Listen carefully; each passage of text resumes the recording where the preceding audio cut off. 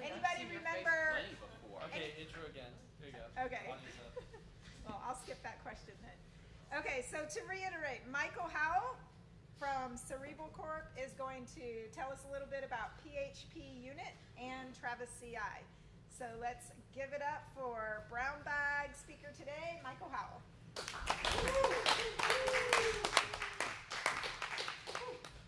Thank you.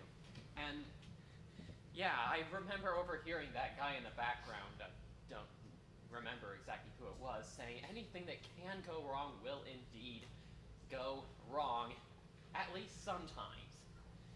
And that's pretty much why we go through so much hassle to thoroughly test our stuff. Our company, Cerebrum Corp, makes a web application centered around a database. I'm sure there's nobody else here who builds an application quite like that.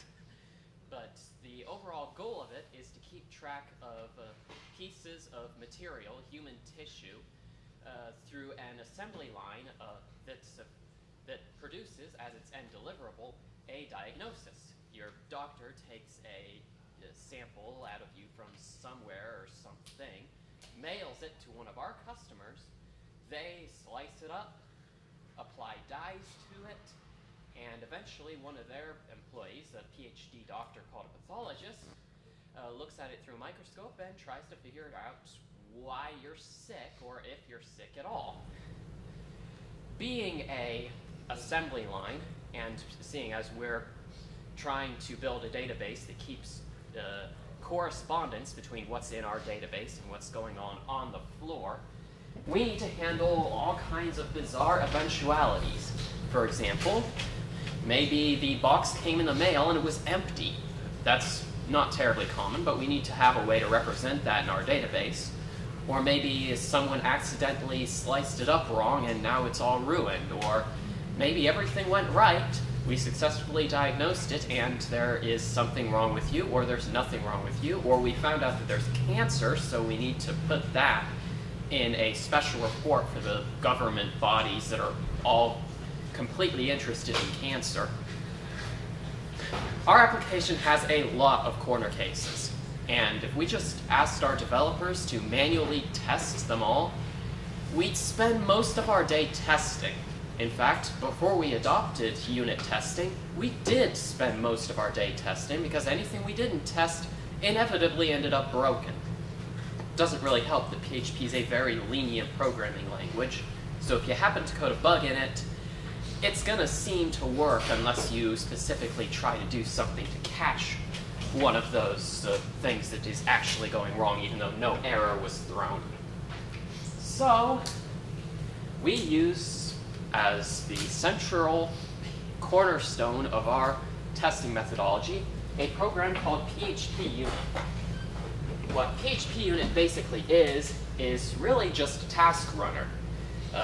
You write up a specially marked up PHP file with regular code, just like all the rest of it that you write, that exercises some sub-program of yours, like the part that's responsible for generating reports, or the part that is responsible for inserting new materials in the database, or the part that is responsible for tracking a new test that has happened. And I hate that that happened.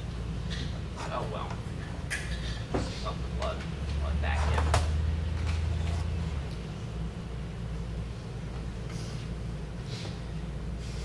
in. And of course, you put at the end of your test case assertions. An assertion is really just a line that says, this little expression should say, yes, it did actually go into the diagnosis stage, or no, it skipped the diagnosis stage because you said it was ruined. And in a few seconds, we'll have a little bit of example code to come up. Since our application is proprietary, I'm not going to show you any of the implementation code, but this is all one part of it that does testing, so I don't think it's too big a deal that we showed this. PHPUnit obviously has the ability for setup and teardown, which run at the beginning and end of every test, because obviously some of your test cases are going to need initial or configuration or final cleanup. In our case, we have code that is responsible for putting our database into testing mode, which of course means that you can do stuff in the database, but it's all going to go away at the end of your particular test. You want that because every test should be separate. If they aren't, then one test fails and everything after it fails. Having all the tests separate makes it a lot easier to tell where the problem happened. Okay. And down here, we try all kinds of bizarre corner cases, like say that we sign out an order with nothing that actually needs build. In that case, the thing should end normally. Or if we put something stupid in, it should throw an error. Or we also test cases where everything works correctly, like in this one, where these two CPTs are both there with one count, and our system needs to still build them as separate line items. Or, alternatively, you configure it in a way that it needs to build them as part of the same line item. Or things like that. As you can imagine from reading all these test cases, there are a lot of different situations we can wind up in, and we want to test them all because they all happen sometimes. Sometimes nothing happens, source. Sometimes you do a bill, but then you immediately refund it, so we don't need to synchronize it up to the server. This, as the class name says, is related to the way we do billing. We speak a protocol called HL7, send it to the hospital, and their hospital system is responsible for actually billing you, the patient. You get the general idea of integration code. We can also go a little more more broad in our test case. Instead of doing a small part of it, we can test the entire page that the pathologist needs to interact with by, again, setting up a test database, loading data into our database tables, which will, of course, all go away the minute the test case is done, setting up the session, because a user, when they log in, has a session, and eventually spawning views, the component of our model view control layer that presents stuff to the user, and then we interact with it by calling into the controller and telling it that certain things need to happen. Your automated tests can be as small or as big as you really need them to be.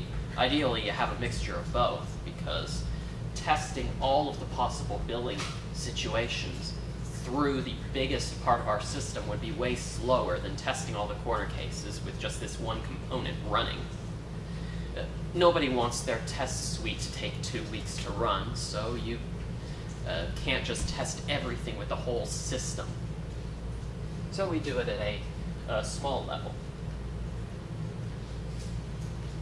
And the result of this system, since we have all this in place, it's a gigantic time saver both for our programmers and for our QA people that we have or are going to have in the future.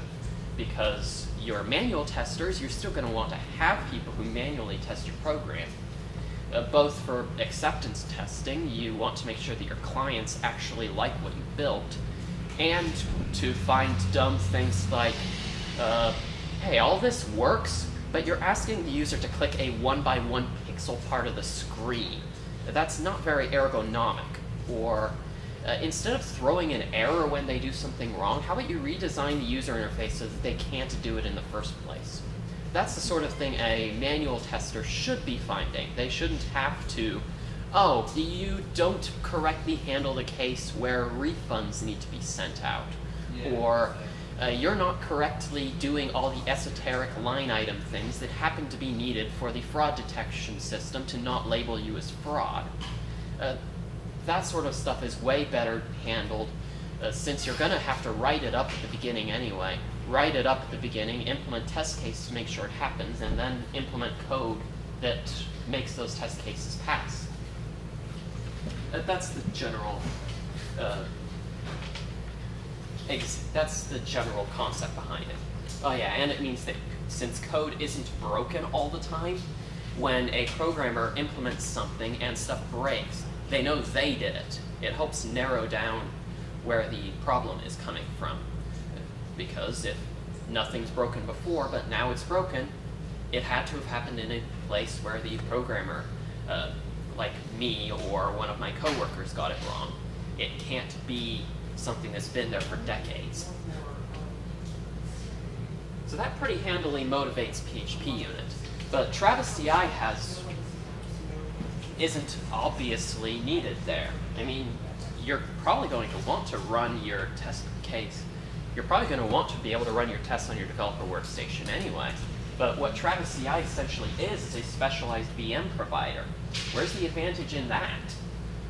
Well, there's there's a big bullet list of advantages I've got written up there, like the way it integrates with GitHub. When someone implements a change request, that is, they go in, click the Create Pull Request button, and now you've got a web page with the changes summarized here and commentary on it here. TravisCI can submit the results of running the test suite there, and which is nice because that means that all the test case results are just there, and they're always formatted the same way, and you know that the whole test suite got run instead of just a small subset of it. That's the other big advantage, since it's not running on the developer workstations, you know that it ran correctly. The stuff that you have uploaded to your GitHub repository, which I didn't really describe what it is. GitHub is basically just a specialized file sharing service that keeps track of history. You know that what's on GitHub is what got tested, and not something similar, but oh, I needed to fix one or two more things and didn't bother running the test suite then. The other advantage is that TravisCI has a standardized way to configure them. To configure, that you write the config file, and now TravisCI knows how to run your test suite. And there's a web page with all the results on it, which is nice because it means that people don't even have to have the program that you're working on their computer to see that what the test cases are and that they worked. Also means you can look at test results on your phone, which is nice when your test suite takes several hours to run and you're not at your workstation when it happens to be done. Oh, and I had a thing up here saying that you might want to see a general summary of what that looks like. The Travis configuration is actually right with your source code, which means that you can change your source code and your Travis configuration at the same time. It's not really all that long here, basically just saying we need Docker because we happen to use it in our application, and these are the branches that should not be tested, and you run it by running a shell script that we have written that actually does the job of running them, and it turns off email notifications. They're on by default, but we have other stuff that notifies us, so we don't want email.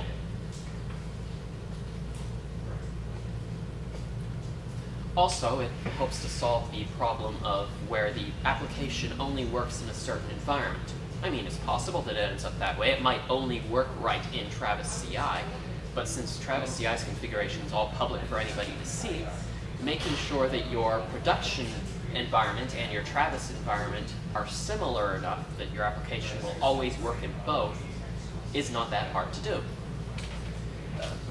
And by the way, TravisCI only offers Linux and Mac OS, so there's other services that do Windows if you happen to need them. They work pretty similarly, and you can have both on the same.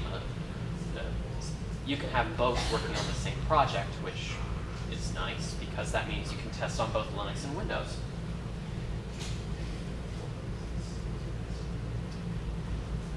And lastly, since TravisCI is a specialized virtual machine provider, you can do things that aren't strictly testing. Like, one feature that they specifically advertise for is deployment. Travis can be the place where your deployment scripts run, which again means it's detached from any particular workstation configuration, so anybody can launch the deployment process, or anybody that has permissions do it, presumably. You don't want just anybody to be able to do that. And since Travis is already running your tests, you can make sure that if your test suite doesn't pass, deployment cannot happen, which comes in really handy if some unfortunate developer is exhausted and not really thinking everything through. The Travis is always in good health and not particularly disgruntled. And your test suite is always in good health and not particularly disgruntled, so if you run the whole thing, everything got exercised, or at least everything that you've done it with. You're going to want to keep track of your things like test coverage, how much of your application actually got exercised by the test suite, and probably want to map between any requirements that you have, whether that's just issues in your issue tracker or some requirements doc given to you by a government agency, and your test cases, so that if they said it needs to do this, I've tested that it actually does that. And ultimately, that's what we're trying to do, is make sure that our customer requirements are fulfilled all the time whenever the thing happens to be in production. And from my experience, automated testing really helps with that. Thanks for attending. Thank you, Michael.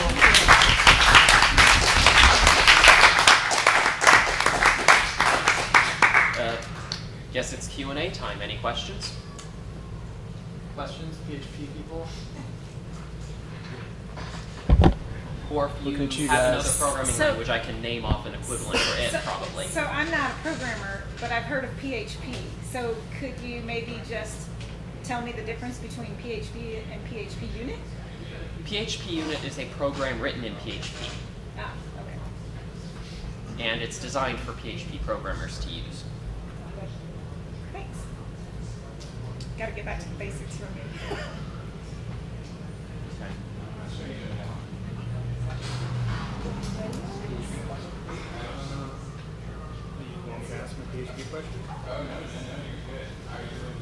Oh, if you want to ask a question about the PHP language, I can do that. It's okay to point. Well, PHP 7 was released not that long ago. It's being actively maintained, and its performance is always improving. So we don't have terribly good reasons to move off of it, especially with the sheer amount of code we've written in the thing. Fair point.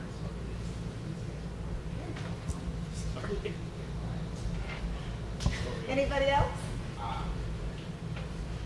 Okay, well, thank you, Michael. Thank you.